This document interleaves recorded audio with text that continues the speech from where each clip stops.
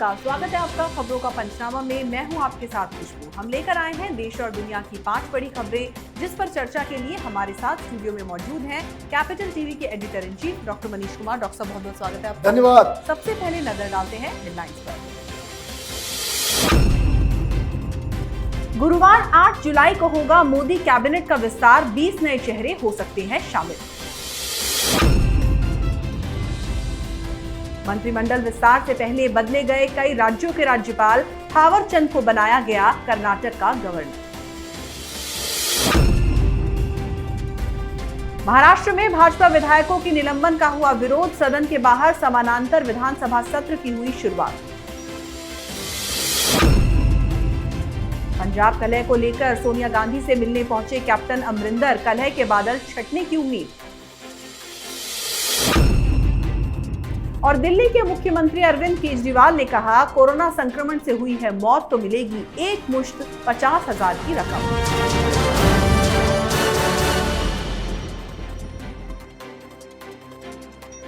पहली खबर मोदी मंत्रिमंडल विस्तार से जुड़ी है। केंद्र की नरेंद्र मोदी सरकार 2 साल के बाद अब पहली बार कैबिनेट विस्तार करने जा रही है। जानकारी के मुताबिक 8 जुलाई को केंद्रीय मंत्रिमंडल में फेरबदल की संभावना है।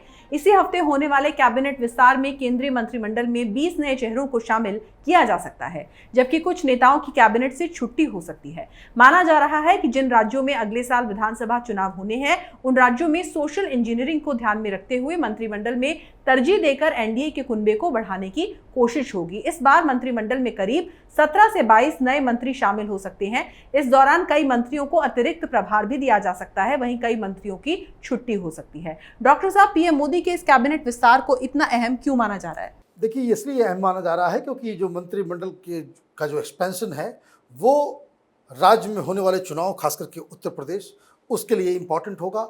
दूसरी बात जो सबसे ज़्यादा इम्पॉर्टेंट है कि ये बताया जा रहा है कि 2024 लोकसभा चुनाव से पहले का सबसे बड़ा ये एक्सपेंशन है। अब इसमें कई सारी चीज़ें हो रही हैं, कुछ बातों का जिक्र आपने खबरों में किया, कुछ मैं इसमें ऐड कर देता हूँ। कम से कम इस तरह के 9 ऐसे मंत्री हैं जिनके पास एक से ज़्यादा डिपार्टमेंट्स हैं, उनसे वो डिपार्टमेंट्स लिए जाएंगे। दूसरा जो मुख्य, जो इसको कह सकते हैं कि प्रधानमंत्री मोदी का इस एक्सपेंशन में जो दबाव रहा है वो उस पर रहा है कि वो नए चेहरे ढूंढ रहे हैं, यंग, डायनेमिक, पूरी तरह से जो ऊर्जा से ओत प्रोत उस तरह के लीडर्स को ढूंढा जा रहा है, जो न सिर्फ प्रधानमंत्री मोदी के कार्यशैली के साथ काम करके कुछ एक्सपीरियंस गेन करेंगे, बल्कि एक हिंदुस्तान में एक नई पीढ़ी ऑफ लीडर्स, उसको तैयार करने की कवायद है कि आगे आने वाले 10 साल 20 साल तक जो है आपके पास इस तरह के एक्सपीरियंस, मेहनती लोग हों जो देश के कामकाज को आगे लेकर के जा सकते हैं। तो प्रधानमंत्री मोदी न सिर्फ अपनी सरकार की इमेज, उसके कामकाज, राजनीति, साथ ही साथ देश के भविष्य को ध्यान में रखते हुए इस मंत्रिमंडल का एक्सपेंशन कर रहे हैं। जी, तो लगता है कि प्रधानमंत्री मोदी ने ये तय कर लिया है कि विपक्षियों को लगातार झटके पर झटके देने हैं, कभी सेंट्रल विस्टा के रूप में, कभी राम मंदिर के रूप में, तो कभी कैबिनेट रिशफल के रूप में। अब रुक करते हैं दूसरी खबर का। प्रधानमंत्री नरेंद्र मोदी के कैबिनेट विस्तार की संभावनाओं के बीच राष्ट्रपति रामनाथ कोविंद ने कई राज्यों के राज्यपालों को बदल दिया है। बीजेपी के वरिष्ठ नेता और केंद्र में सामाजिक न्याय और अधिकारिता मंत्री थावर चंद गहलोत को कर्नाटक का राज्यपाल बनाया गया है। इसके अलावा हरिबाबू कंभमपति को मिजोरम का राज्यपाल और मंगूभाई छगनभाई पटेल को मध्य प्रदेश का राज्यपाल नियुक्त किया गया है। राष्ट्रपति रामनाथ कोविंद ने कर्नाटक, मध्य प्रदेश और हिमाचल समेत 8 राज्यों में नए राज्यपाल नियुक्त किए हैं। डॉक्टर साहब, राष्ट्रपति की इस फैसले को आप किस तरीके से देखते हैं? देखिए, ये नॉर्मल प्रोसेस है कि गवर्नर का एक साथ इस तरह से नियुक्ति होना। बहुत जगह पे कुछ विवाद चल रहा था कई जगह पे, लेकिन जो सबसे आश्चर्यचकित करने वाली बात है वो थावरचंद गहलोत के कर्नाटक भेजे जाने का। थावरचंद गहलोत साहब बहुत ही वरिष्ठ लीडर है और जो पार्लियामेंट्री कमेटी की जो बोर्ड है, जो सबसे ज़्यादा, सबसे बड़ी डिसीजन मेकिंग बॉडी है भारतीय जनता पार्टी के अंदर, उसके वो एक सदस्य हैं। मतलब ये जो top most decision making body है, उसमें जो शख्स है उसको आप गवर्नर बना करके भेज रहे हैं, कि पिछली बार जब राष्ट्रपति के चुनाव हो रहे थे तो थावरचंद गहलोत साहब का नाम वाइस प्रेसिडेंट के लिए आ रहा था, प्रेसिडेंट के लिए आ रहा था। ये उस कद के लीडर हैं। अब उनको अचानक से भेजा गया है, इसका मतलब ये है कि वो भारतीय जनता पार्टी की नज़र में कोई नया दलित चेहरा ज़रूर है जिसको भारतीय जनता पार्टी संग आगे करना चाहता है, क्योंकि अब तक ये दलित लीडर के रूप में ही वहाँ पे विराजमान थे। तो अब क्या आगे खुलासा होता है, प्रधानमंत्री मोदी थावरचंद गहलोत की जगह पे किस नए चेहरे को वो जगह देते हैं, ये एक इंटरेस्टिंग फैक्ट होगा जिसको जानना और समझना ज़रूरी होगा। जी, तो प्रधानमंत्री मोदी ने निश्चित तौर पर गुगली तो फेंक दी है। अब देखना ये होगा कि विपक्ष इस पर बैटिंग कैसे करता है। अब बात महाराष्ट्र की। महाराष्ट्र विधानसभा का 2 दिवसीय मॉनसून सत्र के दूसरे और अंतिम दिन भाजपा के 12 विधायकों के निलंबन के विरोध में बीजेपी विधायकों ने सदन के बाहर समानांतर विधानसभा सत्र शुरू किया। महाराष्ट्र विधान परिषद में एलओपी प्रवीण दरेकर ने घोषणा की कि कालिदास कोलंबकर उनके सत्र में अध्यक्ष होंगे। गौरतलब है कि महाराष्ट्र विधानसभा मॉनसून सत्र के पहले ही दिन सोमवार को कार्यवाहक अध्यक्ष से दुर्व्यवहार के आरोप में विपक्षी दल भाजपा के 12 विधायकों को 1 साल के लिए निलंबित कर दिया गया है। नेता प्रतिपक्ष देवेंद्र फडणवीस ने अपनी पार्टी के विधायकों पर लगे आरोपों को गलत बताया है। इसे लेकर निलंबित विधायकों ने अपने निलंबन के खिलाफ राज्यपाल का दरवाजा खटखटाया है। डॉक्टर साहब, बीजेपी विधायकों ने सदन के बाहर नए सत्र की शुरुआत क्यों की? देखिए, ये राजनीतिक दल हैं, ये तमाशा ड्रामा कुछ ये हर पार्टी करती है, वो उसी का ये एक एपिसोड है। एक सो कह सकते हैं कि प्रतीकात्मक एक प्रोटेस्ट है कि जिसमें वो ये बताना चाह रहे हैं कि ये सरकार डरपोक है, ये कायर सरकार है, ये विपक्ष को बोलने देना नहीं चाहती। बहुत सारे मुद्दे हैं, भ्रष्टाचार का मुद्दा है, वाजे का मुद्दा है, अनिल देशमुख का मुद्दा है, प्लस ओबीसी रिजर्वेशन का मुद्दा है, मराठा रिजर्वेशन का मुद्दा है, किसानों की कर माफ़ी का मुद्दा है, अनगिनत मुद्दा है, कोरोना का मुद्दा है जिसमें किस तरह से महाराष्ट्र सरकार पूरी तरह से विफल हुई है। अब उनको तो बोलने दिया नहीं गया, बवाल मच गया। गाली किसने दी नहीं दी ये अलग विषय है। भारतीय जनता पार्टी कह रही कि ये गालियां जो है चेयर को वो शिवसेना के लीडर ने दिया। एनसीपी शिवसेना कह रही कि भारतीय जनता पार्टी ने उद्दंडता की है, इसलिए उसको पनिश किया गया है। लेकिन जो भी हो, जब इन लोगों ने माफ़ी मांग ली थी तो उनको 1 साल के लिए निलंबित नहीं करना था।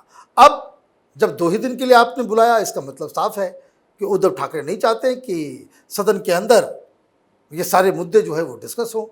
तो इन लोगों ने सोचा कि भाई जब हम लोगों को निलंबित ही कर दिया गया है, अंदर बोलने दिया भी नहीं जा रहा है, तो क्यों ना सदन के बाहर हम अपनी असेंबली जो है लगा करके हम बाकायदा उन मुद्दों को उठाएं। दरअसल महाराष्ट्र में जो उद्धव ठाकरे सरकार है, ये एक अनपॉपुलर सरकार है। ये न जनता को फेस करना चाहती है और ना ही विपक्ष को फेस करना चाहती है। जी, तो जैसा कि डॉक्टर साहब ने यहाँ पर कहा कि कोई व्यक्ति कितनी भी गलतियां कर ले, अपना विरोध किसी से भी बर्दाश्त नहीं होता है और महाराष्ट्र सरकार के साथ भी यही हो रहा है।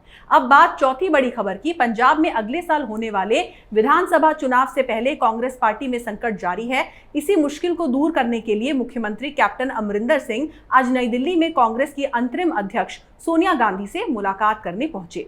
नवजोत सिंह सिद्धू के बागी तेवरों के बाद कैप्टन पर कई तरह के सवाल खड़े हो रहे थे। ऐसे में कैप्टन सोनिया की मुलाकात से पंजाब का रास्ता तय हो सकता है, इस बात की उम्मीद जताई जा रही है। डॉक्टर साहब, इस मीटिंग से क्या कुछ रास्ता निकल पाएगा?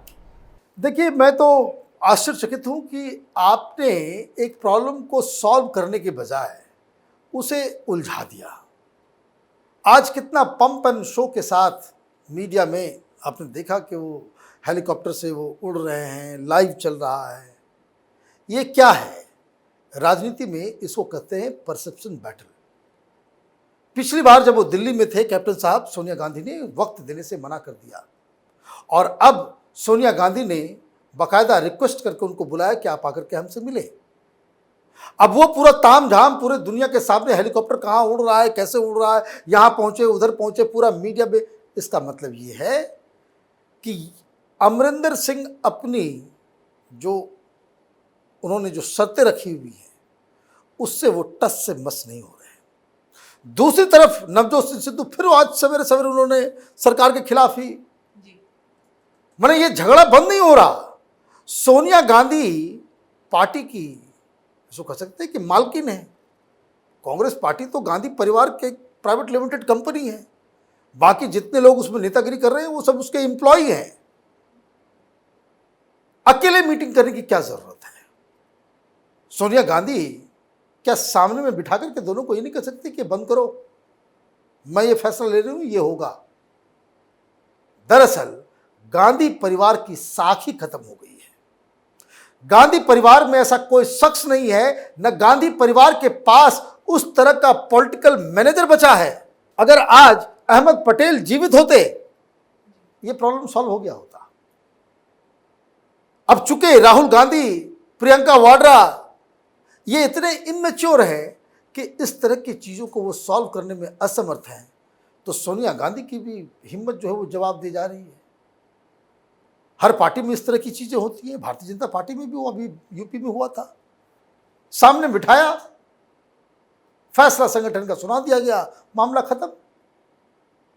तो अब ये जो मीटिंग हुई, अंदर क्या बातचीत हुई नहीं हुई वो तो कैप्टन अमरिंदर सिंह और सोनिया गांधी जाने, लेकिन जो खबर आ रही है वो यही आ रही है कि सोनिया गांधी ने ये राहुल गांधी और प्रियंका वाड्रा के कहने पे ये कह रही कि भाई सिद्धू को पीसीसी चीफ के लिए एडजस्टमेंट कर लो, उसके लिए वो तैयार नहीं है।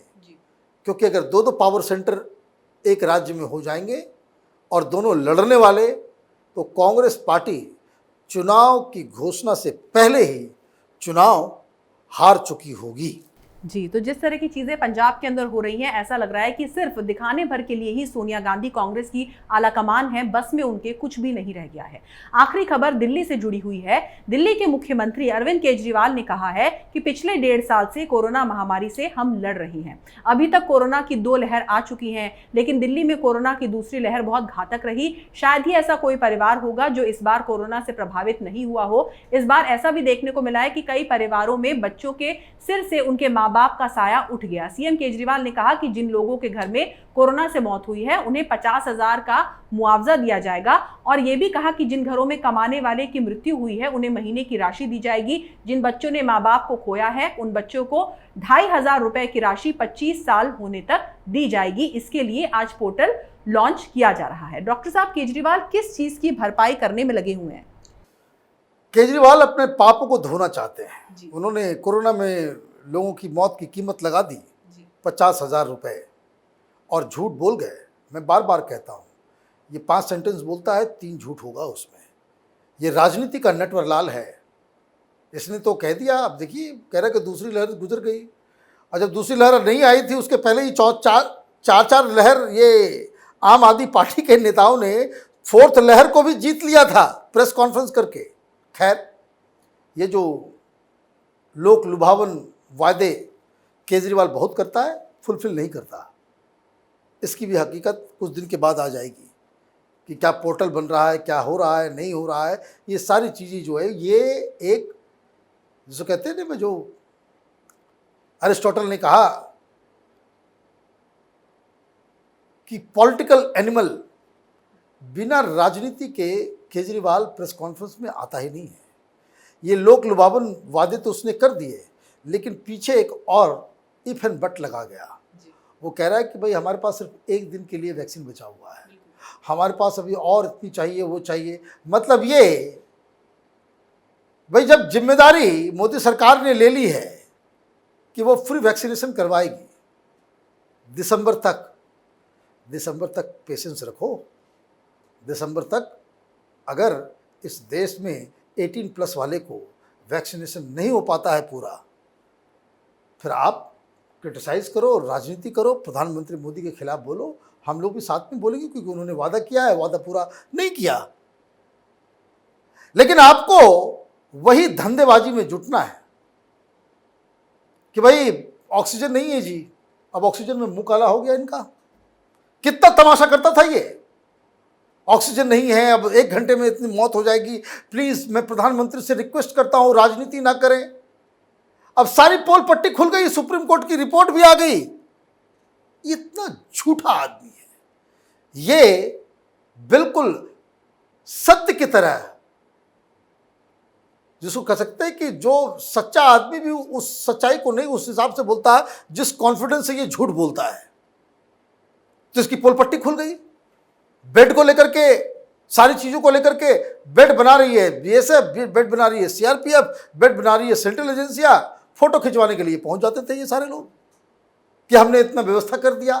तो ये झूठा व्यक्ति है, ये दरअसल अभी भी राजनीति ही करना चाह रहा है, लेकिन देश की जनता भी समझ रही है कौन क्या कर रहा है।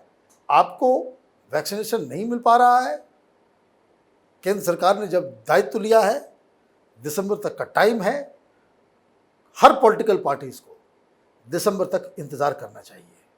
दिसंबर तक अगर मोदी सरकार वैक्सीन नहीं दे पाती है लोगों को, तब वो क्रिटिसिज्म की हकदार होगी। जी डॉक्टर साहब, बहुत बहुत धन्यवाद इस तमाम जानकारी के लिए। धन्यवाद। तो खबरों का पंचनामा में आज के लिए बस इतना ही। देश विदेश की बाकी खबरों के लिए आप देखते रहिए कैपिटल टीवी। हमें लाइक करें, शेयर करें और कैपिटल टीवी को सब्सक्राइब करें। नमस्कार।